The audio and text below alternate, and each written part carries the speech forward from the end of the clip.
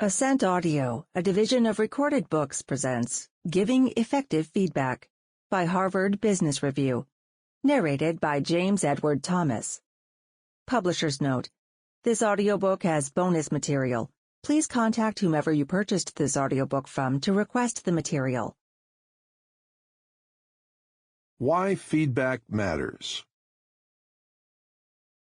You've just received word that one of your direct reports, Judy, an IT help desk provider, was rude to a customer on the phone. You work well with Judy. She is one of your top performers and has never had a complaint filed against her. But the customer was very upset after the call. Is it worth raising the issue with Judy and risking your relationship with her? Yes. Giving constructive feedback when it's needed is essential to creating a productive work environment, and it doesn't have to threaten your relationships. But you must give that feedback in the right way, so that the person receiving it can use what he hears from you to improve his own performance and that of his team and the organization. Although the prospect of giving feedback often seems intimidating, it helps to remember that doing so is essential and ultimately beneficial. A feedback discussion is an opportunity for you to share your observations with others about their job performance, to elicit productive change. In the example earlier, you want to explore with Judy what happened and make sure that her behavior isn't repeated, for the sake of her own development and for that of the organization. Feedback is often corrective, which means it's intended to help the recipient change course or adjust practices when the current ones aren't working. It can also be positive, aimed at reinforcing good work and patterns of problem solving. Here's what you can accomplish by giving feedback. Show your direct reports and colleagues that you're attentive to them and their performance. Signal appreciation for a job well done. Redirect undesirable behavior. Point out a more productive course of action. Contribute to others' learning and development. Motivate and inspire individuals to higher levels of performance. Strengthen your rapport with coworkers. Foster open communication and enhance teamwork. Delivering feedback should be a regular part of anyone's job, and it shouldn't be reserved for your direct reports. In select situations, it can also be helpful to give feedback to a colleague or even a boss. Consider the following example in which constructive feedback is successfully communicated at an organization shortly after the testing of a new production process. You've noticed that a bottleneck is occurring during a production phase overseen by your direct report, Bill, who normally prides himself on his efficiency. After gathering the facts, you approach him to acknowledge the quality of his prior work and ask what he thinks is happening now. In discussing the situation, you discover that Bill has a misconception, namely that the new production process requires more record-keeping than the old one did. You clarify that the level of record-keeping should remain the same, and that it's only the format that has changed. As you and Bill look through his records together, you show him which elements he can omit, allowing him to save time and energy, and to return to his usual level of efficiency. The feedback you give to Bill leads to a highly valuable change. By intervening early, you get durable results and also enable Bill to feel good about his work again.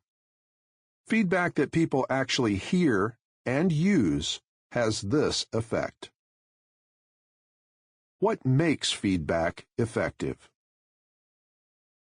In order for your feedback to be heard and used, you need to deliver it at the right time and in the right way.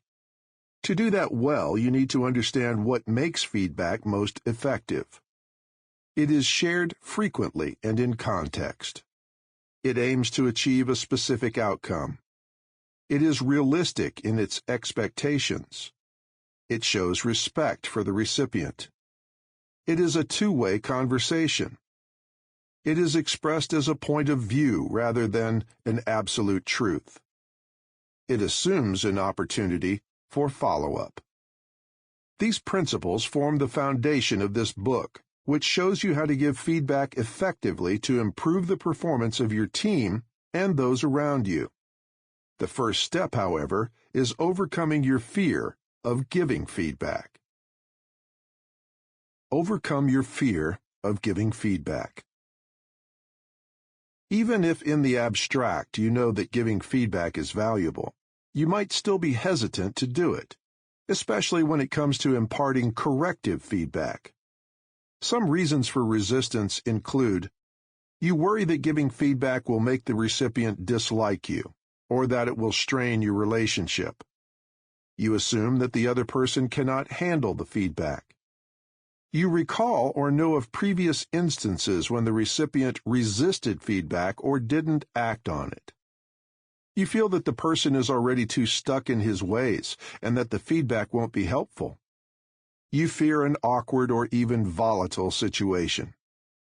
In reality, though, fearing the worst will only close you off from productive conversations.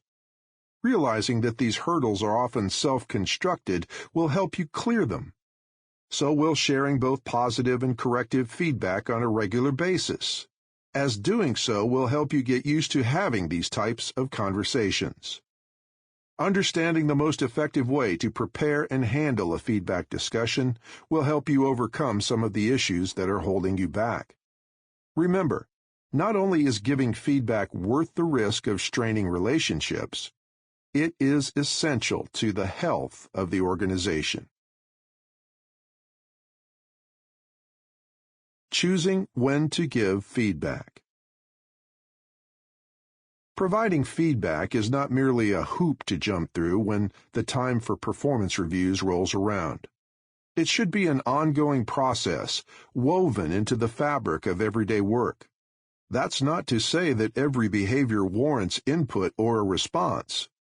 Feedback is most likely to have a positive, lasting effect when its focus is on behavior that the recipient is able to change and its delivery is well-timed. Identify the right situations. Offering feedback can be most useful in the following instances: when good work, successful projects, and resourceful behavior deserve to be recognized; when the likelihood of improving a person's skills is high because the opportunity to use those skills again is imminent; when the person is already expecting feedback, either because a feedback session was scheduled in advance or because she knows that you observed the behavior; when a problem cannot be ignored because the person's behavior is negatively affecting a colleague, the team, or the organization.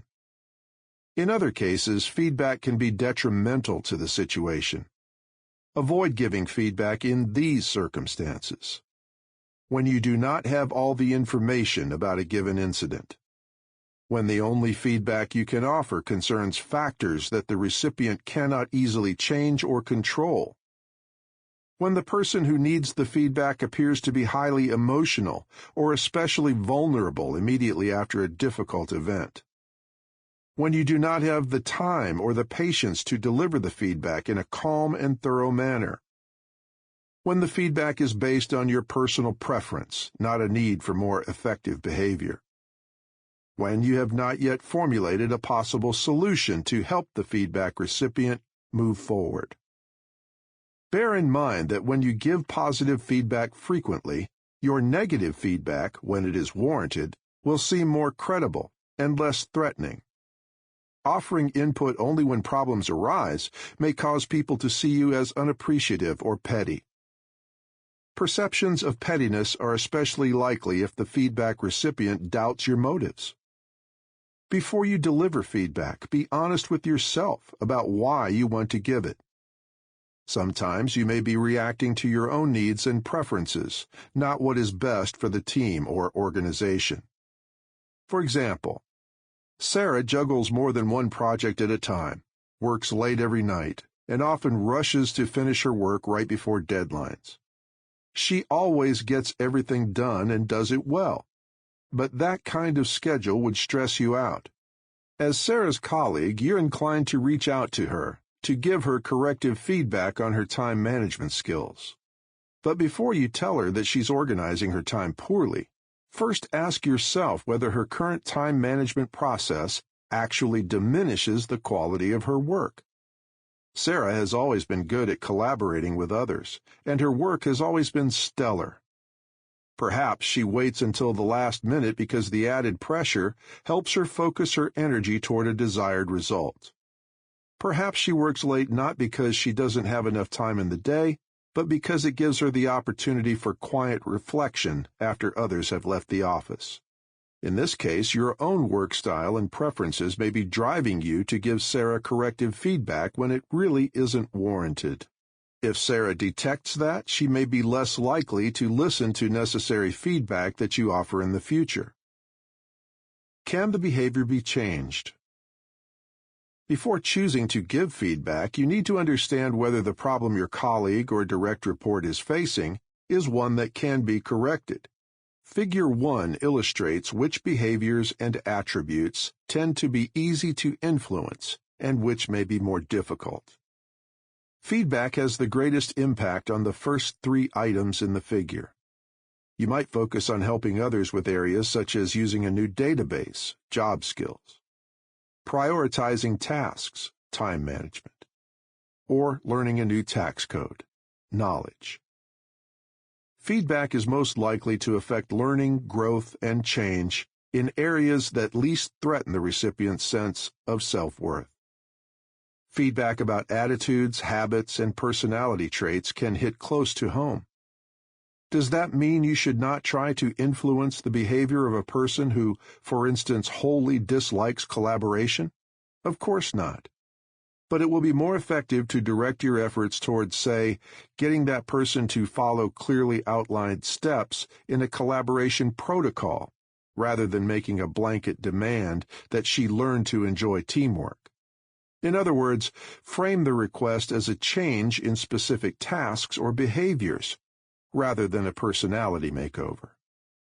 If the person receiving the feedback sees your target as one that is beyond her control, or beyond your purview, she is likely to either dig in her heels and ignore you, or direct her frustration inward and lose motivation.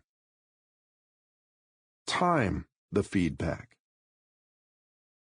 Once it's clear that feedback is the right route to take, identify the best time to sit down with your direct report or colleague. It's important to give feedback soon after you observe a behavior you want to discuss. It may be tempting to hold off to see if the behavior occurs again, or just because giving feedback can be hard to do. But you and the recipient will communicate most effectively about the situation when it is fresh in your minds. Waiting for a direct report's scheduled performance evaluation is typically too late to discuss the matter, as that could be months away. See the sidebar distinguishing between feedback, coaching, and performance appraisals. Think again about Bill's situation with the production bottleneck. If Bill had not received feedback quickly, his struggle to keep up might have led to a missed client deadline, thereby compromising a revenue stream and lowering the entire production team's morale. His frustration would also have persisted, and as his manager, you would have missed an opportunity to show him that you know he's capable of better work, something that goes a long way toward building rapport and self-motivation. People tend to have good associations with those who help them nip stress in the bud. If you had waited a long time to empower Bill to fix his problem, however, he might have been less receptive to the feedback when it finally came. That said, feedback that is given too soon, in an impromptu manner with little or no forethought, can also be counterproductive. There is particular risk in quick assessments if the recipient feels you are overreacting or perceives you as insincere. Snap judgments, "Why on earth did you do that?" are demoralizing. And empty praise, a routine "looks good," can be disappointing. Always gather the necessary facts and information before offering your perspective.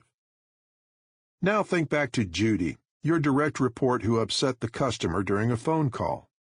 You might need to listen to a recording of the call with the customer.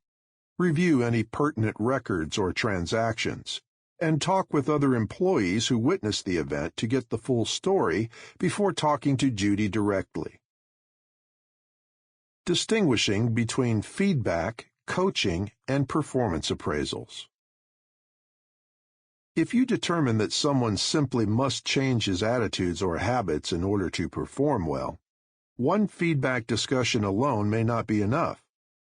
If the person is your direct report, you may need to craft a longer-term solution. One possibility is coaching, in which you develop a plan and a regular schedule for discussing feedback and engaging in other learning activities. The results of both feedback and coaching can also be discussed in the context of a direct report's regular performance evaluation, which is distinct from routine feedback in its formality and its emphasis on past work. Performance evaluations are generally scheduled to occur at specific time intervals mandated by your organization, such as once or twice a year. See Table 1 for a comparison of feedback, coaching, and performance appraisals. If an incident was particularly upsetting, choose a time after both you and the recipient have had the opportunity to calm down and reflect on what happened. With the appropriate information in hand, you'll be able to respond thoughtfully when the time is right. Finally, choose a time to provide feedback when the recipient can give you his undivided attention. Engaging someone on a Friday afternoon just before a meeting or on an especially busy day is likely to be unproductive. When offering feedback, context matters as much as content. After you've identified the behavior to target and decided when you will approach the recipient of your feedback, it's time to plan and execute on the interaction itself. We'll cover this in the next chapter. Conducting a feedback discussion. The goal of a feedback conversation is to reinforce positive behavior or improve performance. When giving corrective feedback in particular, don't just air your grievances or criticize. Focus on the future by conveying the specific changes you want the person to make. That starts with careful planning. Plan the interaction. No matter how quickly you need to give feedback to an employee, it's essential to prepare for the encounter. Once you've determined that you need to share your perspective and decided when it needs to happen, shift to working on the substance of your feedback. Here's what you should consider. Gather all the information available about the behavior in question and its effect on the team or project to obtain an objective view of the issue. As you prepare, ask yourself what you would do if the recipient were to object to what you understand to be the facts, or if she presented other evidence you did not know about. Create a discussion plan. Jot down what you want to talk about and anticipate the recipient's reactions to the feedback session. Craft some follow-up responses. Prepare yourself to listen, not just talk. You might, for example, allow for half of the session to involve asking the recipient questions and half to be spent listening to her answers rather than making comments yourself. Also anticipate what kinds of questions she might have and expect to answer them.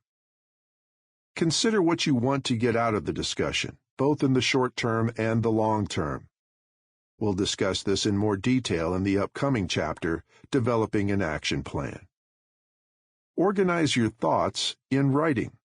Table 2, Planning a Feedback Session, uses the example of Judy to show you how to identify the kinds of questions you'll want to answer before you begin the discussion.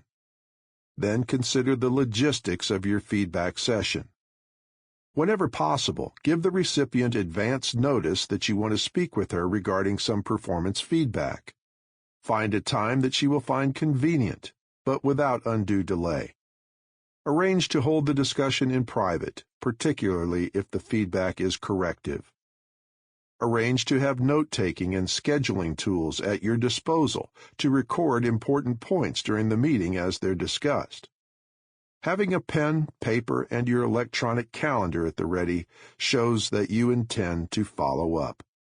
A feedback recipient is much more likely to hear what you have to say and learn from the experience if she sees that you're prepared. You'll also be more relaxed as you communicate, and the recipient will feel more confident in accepting your guidance. Initiate the exchange. The first few moments of any feedback session are crucial. The initial signals a feedback recipient perceives from you are likely to influence her attitude throughout the rest of the conversation. When you're giving positive feedback, sending good early signals is usually not difficult.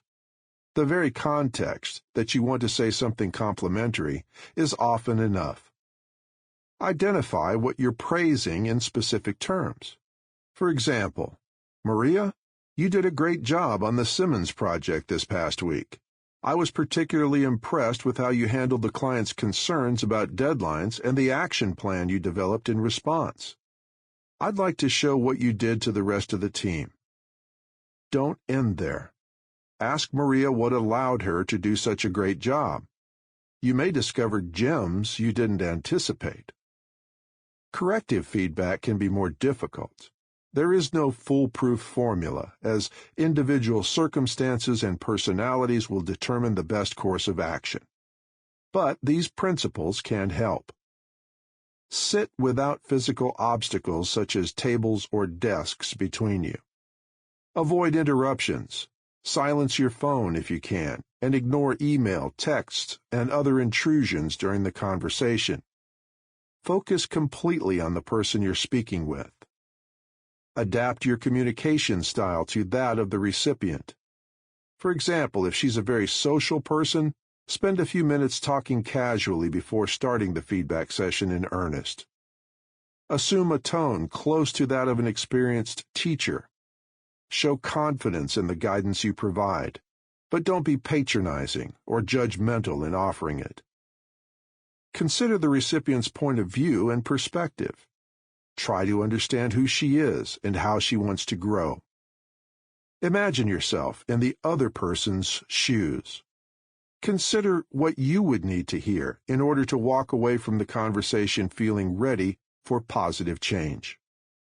Be sensitive to the ways in which gender, race, age, or other differences might affect the recipient's response to your feedback. Individuals with certain backgrounds, for example, might find direct-to-the-point feedback demotivating. In such cases, a gentler discussion may be warranted. Let's return to the example with Judy. You might be tempted to begin the conversation by summarizing what you've heard and laying down the law. Judy, I've heard from a customer that you were really rude to him last week, and a number of other team members overheard and agreed. You just can't speak that way to a customer. What do you have to say for yourself? This sort of approach is likely to make Judy defensive and isn't going to make her any less angry and anxious than she may already be, as you will have identified in your prep work. Instead, you might start the conversation in the following way to remove some of the barriers you identified. Judy, you know we're here to discuss what happened on your customer call earlier this week. I'd first like to share the information I have about the situation, and then I want to hear your point of view. After that, we can discuss what to do next. How does that sound to you? Because you opened the discussion in this way, Judy can immediately see it as a two-sided conversation and understand that you aim to work with her to find the right solution to the problem. She'll know that she will have a chance to be heard, and that may make her feel less angry and anxious and more respected. You can then describe your understanding of the incident and encourage her to share her point of view. Engage in dialogue. Whether you are giving positive or corrective feedback, once you have initiated the conversation and have described the issue to the recipient effectively, encourage her to explain her behavior in her own words. Pay close attention to how she responds. Specifically, you should do the following. Listen actively. Concentrate on the recipient's message and its implications rather than on your response. In particular, listen to what she's describing and what images and metaphors she uses. And if you don't understand something, ask. Notice nonverbal cues. Take note of the recipient's body language and tone. Does her tone of voice and facial expression match what she's saying? Does her body language appear tense or uncomfortable? Comment on what you see and ask her to tell you more about it. Judy, you seem angry. Did something I said seem unfair to you? Tell me about it. Monitor your own reactions. Sitting back and crossing your arms both imply resistance. Tapping your pencil or eyeing your smartphone suggests you're not interested. If you lean forward, maintain eye contact and nod your head. You show that you're listening and understanding what the other person is saying. The feedback recipient may also use this opportunity to give you feedback. You need to handle that with the same openness you expect of her. See the sidebar, Receive Feedback Openly. Paraphrase what the recipient says. By restating her response in different words, you show the other person that you have understood her point. If anything is unclear, ask more questions until both of you are on the same page. In cases of corrective feedback, after you share your concerns and listen to the recipient's point of view, you'll want to identify the core issue at play. That's not always as easy as it seems.